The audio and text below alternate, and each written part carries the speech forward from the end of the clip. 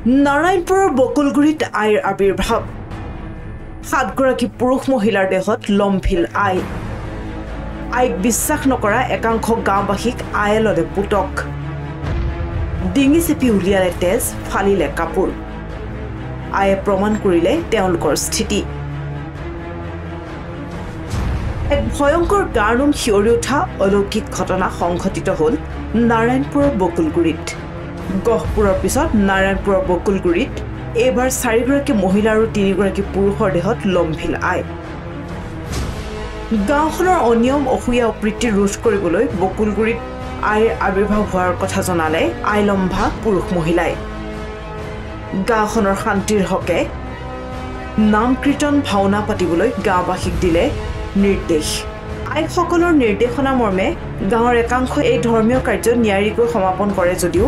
একাংশই এই কথা বিশ্বাস কৰিবলৈ টান পায় আৰু তেতিয়াই 7 গৰাকী আইয়ে জাগ্ৰত হৈ কাৰোবাৰ ডিঙি চেপি যদি তেজ উলিয়ালে কাৰোবাৰ আকৌ কাপোৰ কানি ফালি দিলে আইৰ জাগ্ৰত ৰূপত থৰহৰি কম্পমান হৈ ৰল গাঁওবাসীৰ নাৰায়ণপুৰ ৰাজচক্ৰৰ অন্তৰ্গত আৱাজান বকুলগুৰি গাঁৱত এপ্ৰিলৰ 17 তাৰিখৰ পৰা 17 তাৰিখে বৰজনাই এজনৰ গাত স্থিতি লৈছিল পৰ্যায়ক্ৰমে ইজনৰ পিছত সিজন সিজনৰ পিছত সিজন মুঠ কালিলৈকে 7 জনৰ গাত তেওঁ আহি স্থিতি লৈছিল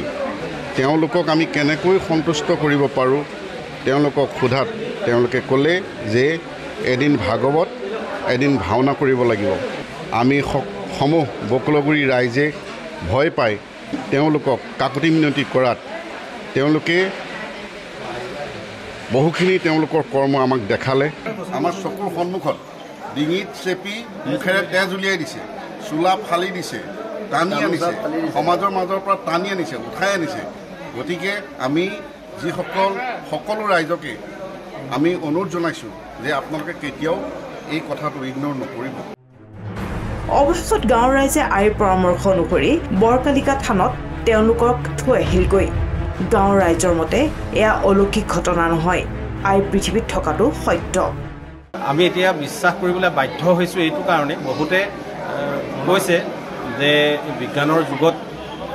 গাঁওখনত ইমান অশিক্ষিত মানুহ আছেনে বা শিক্ষা